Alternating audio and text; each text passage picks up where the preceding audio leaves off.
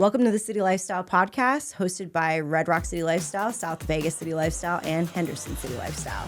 So in this podcast, we're going to be diving into the people, the places, the businesses, and the charities that make our community, and we are so excited that you're here. So we're back with another City Lifestyle podcast. And Chad, what are we talking about today? You are not your audience. So what do you mean when you say you are not your audience? Well, when we go talk to businesses, a lot of times we'll sit here and we'll start talking about audiences or anything really in general, right? And they'll say, well, I wouldn't do that, or I wouldn't read this, or I wouldn't click on an ad. That's great. You may not, but the bulk of people will. And that's where we need to identify is like, who is your audience? Because it's most likely not you. Okay, so here's a question. Do you feel like business owners have a good understanding of who their audience is? Most of the time, yeah. I think there's definitely an opportunity to question a lot of it. So if you're actually identifying more into key demographics, some of them know, some of them have an idea of what they want it to be. That's not necessarily reflective of who's actually coming in.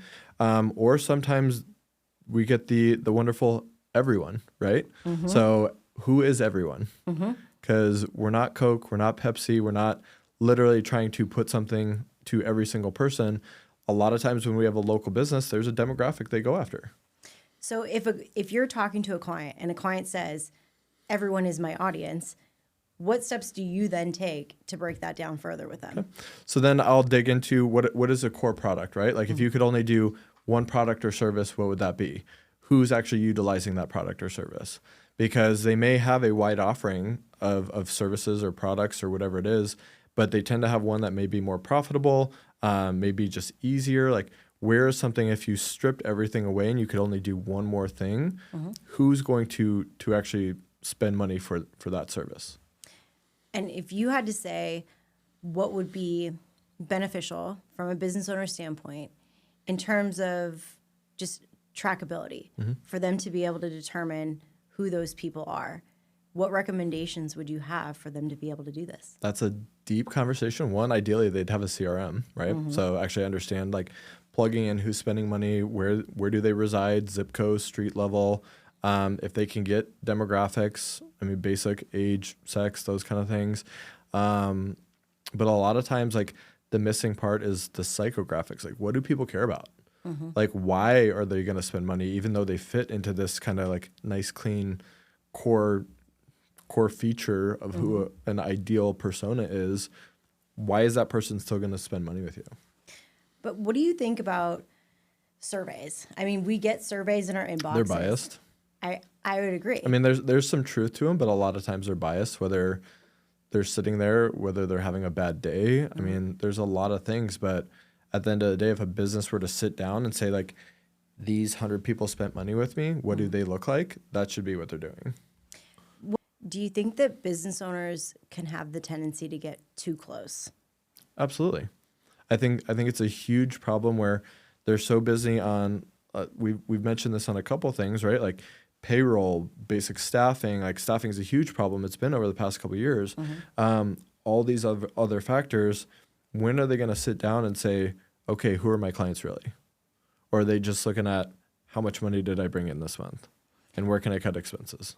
I think part of it too is that we get very attached to the brands ourselves, and we assume that the people that we need to target are going to be exactly like us. We make that assumption that their habits are going to be the same as ours, that the things we like are the things that they're going to like, and that's not necessarily always the case. I think sometimes it can be hard because we need to separate ourselves a little bit from the brand and have an understanding that just because we do things a certain way, just because we have certain habitual things that we do, that doesn't mean that our core audience is going to be doing exactly those same things as us. And we have to look at the bigger picture. And to your point, understand that there's a lot of different mediums that people are taking in on a daily basis right now. Social, TV, print. I mean, you could be driving down the 215. Podcasts. You could be driving down the 215 freeway on your way home and get hit with how many billboards on the way home. I am. So if anyone sees my car, like I'm a horrible driver because I look at billboards all the time. I'm just like, whoop. Like, who is that? Who is that? Who is that? Like, people are probably like, what is wrong with this guy? Well, it's just part of it. It goes back to the number of messages that we're taking in on a daily basis. We are inundated constantly with messages. And I think that when you're putting together a marketing strategy, you have to have a really deep understanding of who that core audience is that you're going after, but also being able to distinguish the most efficient ways that you're going to be able to reach that person. What are those things that are going to really hone in on that audience that you're trying to target? How does a business owner actually take that step back to identify like who is their audience? Like what recommendations would you give to a business owner listening right now? I think, and it's a good question. I literally just had this conversation. We have a lot of ways of capturing data now that we didn't have 15 years ago, through our email databases, through our social channels. There's ways to be able to figure out who that core audience is. And the interesting thing about it is, I think to your exact point, we ask a client, who is that core audience? Well, everybody. But really, when they actually take a deep dive into some of those analytics, I think that they're shocked to see who those people actually are. Yeah, you might be able to sell something to every single person, but who's the next person that's going to walk through the door? Who's the next person who's actually going to hit purchase on your website? And that core demographic of people is typically a lot more narrow than people are assuming it is when they're just saying everyone. Yeah. And it's hard for us as marketers because we want to be able to give good advice. We want to be able to make a really good suggestion to a potential client as far as this is what the message looks like, this is where we're going to put your message, et cetera. But without that knowledge base of who that core audience really is, that can be a challenge for us too. And that can lead to some of those discussions that we've had in other podcasts about why advertising does or doesn't work. Yeah. If we don't have that information, it can be really challenging to make a good recommendation. So going back to what you said a little earlier about like the social audiences, right? So have you done a dive on Henderson City Lifestyle? Because I have, and it's crazy that the numbers City Lifestyle headquarters gives us for who's reading our magazine is almost identical to my social following right now. Yeah. When I looked at that one day, I was like, this is insane. Like it skews a little bit younger, not much, but I mean, it goes to like who wants to see this content, right? So tends to be a female, tends to be, 35 to 65. Mine dips down a little bit, like 25 more on the social side. Yeah. But it's crazy. Like when you start digging in, it's like, okay, for me, it's like, how do I now strategize content for that audience, right? How do I strategize the right partners for that audience? Because what we're doing is a very specific thing with a very specific kind of distribution for content. And I want to get the businesses that want to serve this very specific audience in front of them. And to your point just now and what we've talked about before, it's not always a fit for all the businesses. Like if you don't want to fit in that area and serve that demographic with high household income, looking at again, tends to be a little bit more female. But then also like, what's the echoing effect from that, right? So in a house that has a married couple, I've had people say like, oh, we got the gents issue and I showed my husband because I thought it was really cool. So it's like, we have our key reader, but then just like anything else, like word of mouth, boom. Like now they're sharing our content to people that they know. I think that you bring up a good point in saying that because the content really is the key. And that's what we do. We are creators of content with these magazines. And that's a whole other podcast. Don't go too deep on that one yet. It is a whole other podcast. We need to save that one for later or we'll be here forever. So, but the point being that it does tie into knowing who the audience is because people are wanting the same things. At the end of the day, people are wanting the same things. They're wanting tips for how to improve their life. They're wanting ways to make their day-to-day stuff easier. And they're wanting advice. They're wanting content. It's just the way in which they're getting it might be a little bit different. So to your point, some people are going to prefer to pick up the actual physical magazine and read through it cover to cover. Some people are going to want to go to our website and they're going to want to read through that content there. Some people are going to want those brief clips on the social side. So we as marketers have to realize that some of them do all three. Some do all three. Yeah. And we love those people. They're our favorite. We're like, yes, keep coming back. But But that's our job, is to be able to kind of delineate what those messages are going to be across all those different platforms. And that's how we come in and help a potential client too, and being able to say, hey, the message is going to be the same universally across all these 3 platforms, but we're going to make a couple different tweaks so that it looks a little bit different here than how it looks on here. But the message is going to be the same, if that makes sense. Yeah, with your experience, right? So you've had a very long career in media. How long does it take for a potential business owner, marketing director, like that person that's taking in the information we're providing them to open up to have this conversation of, hey, maybe I do need to think about my audience differently? Because I know with me, like it takes 3, 4, 5 conversations maybe before they're like, okay, like they see something and then it resonates. Like when I was in a previous job, like 5, 6 years ago, I brought on one of my biggest accounts because he picked up a newspaper while he was walking his dog, started reading this article, and then called me, is like, I just read that article. Now I get what you're talking about. Sign me up. Like that's what it took for him to be walking his dog, because he was not his audience, right? So he didn't realize, okay, if I'm going to stop and pick up my neighbor's newspaper and start reading it because I saw this article, and then realize it's exactly what I was talking about, and then have that light bulb, like I might not have ever landed that client. But it's like, how do you get them to that point without, again, Lost Podcast being a salesperson versus like giving them strategy and helping them understand that strategy? Well, that's a really good example that you bring up, because even though you weren't intending to, you were still able to show the client the path. Does that make sense? Yeah. You're guiding them down that path. And that's really what it comes down to. There's going to be, there's different ways that you can portray the messaging, but sometimes you've got to show the client this is the way to do it. And sometimes they might not be comfortable with it because there's a lot of new stuff that's coming up. There's a lot of new out that's available to them right now. The example that you brought up is a perfect example of showing the client the path. I think that there can be a lot of intimidation because there is so many different ways to get the message across now that sometimes it can be hard for them to be able to see that light at the end of the tunnel and how this is going to be effective. But the example of the newspaper is perfect. The client initially probably said, nobody's reading newspapers anymore, or whatever he said. But he himself found himself picking up the paper, reading the article, and had that moment of, hey, this works. And I think that can be true across any media platform that you're using.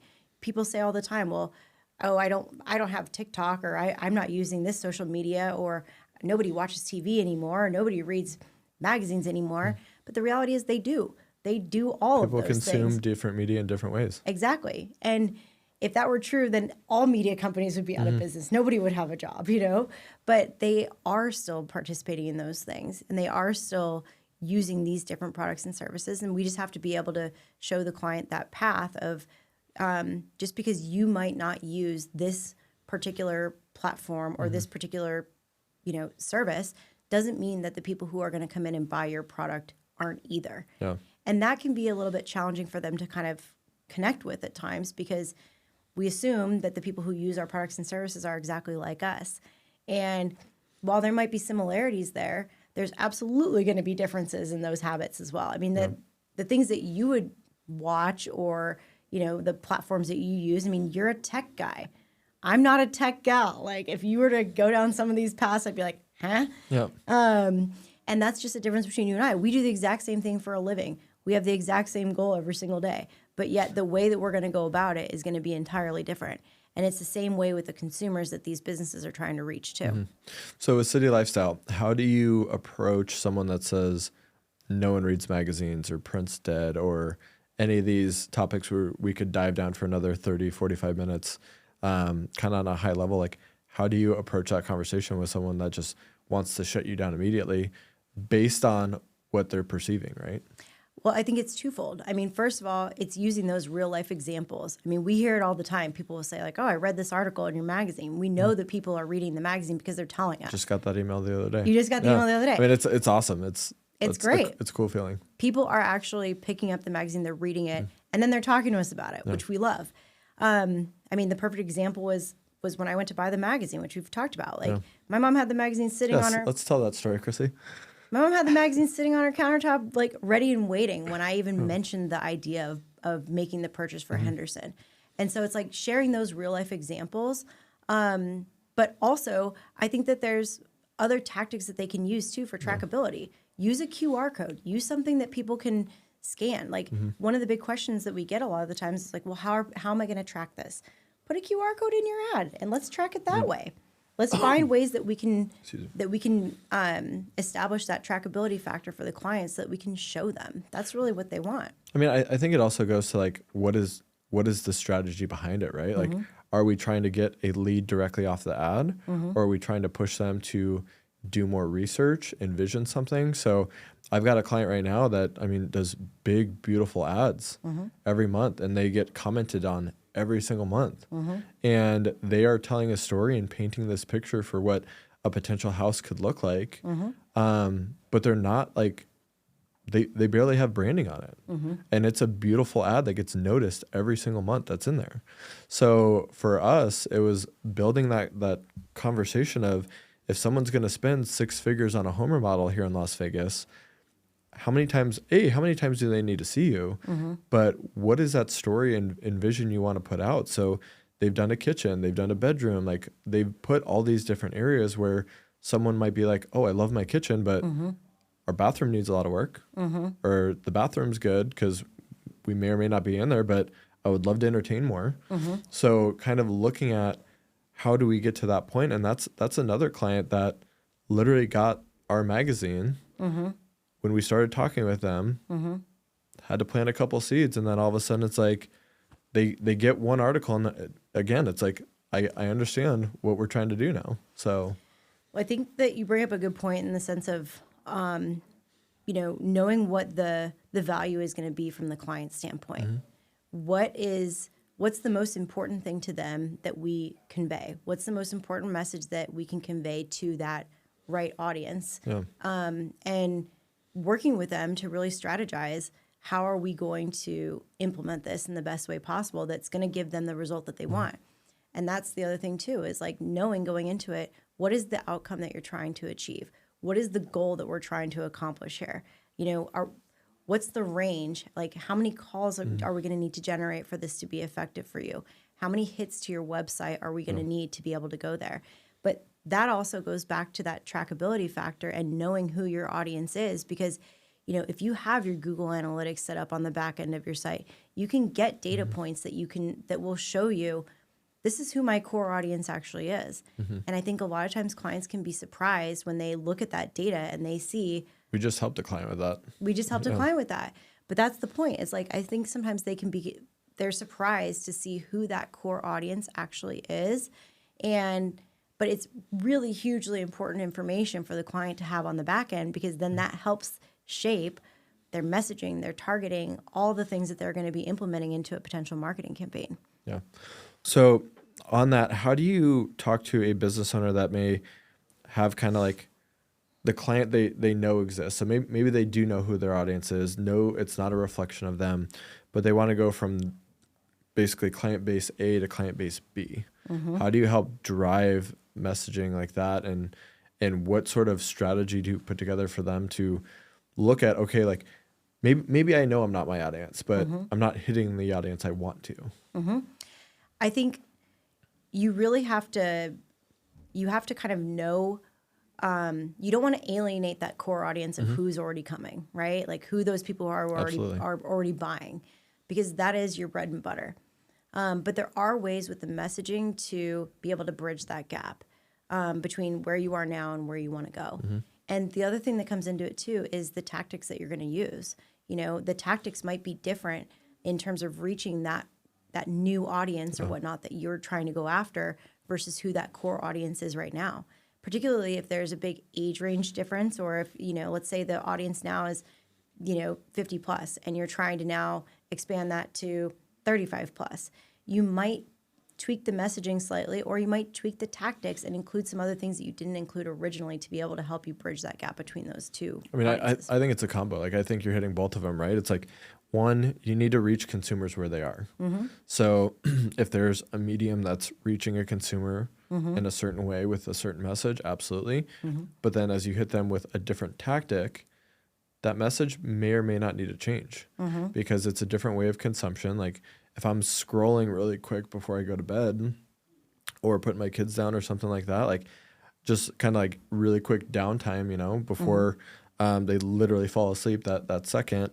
How do you capture my attention like that really quick versus I sit down, I'm drinking my morning coffee, taking a nice like leisurely kind of flip through a publication. Like I've got way more time to capture your attention on that print ad than I do like scrolling, boom, boom, boom, like half a second.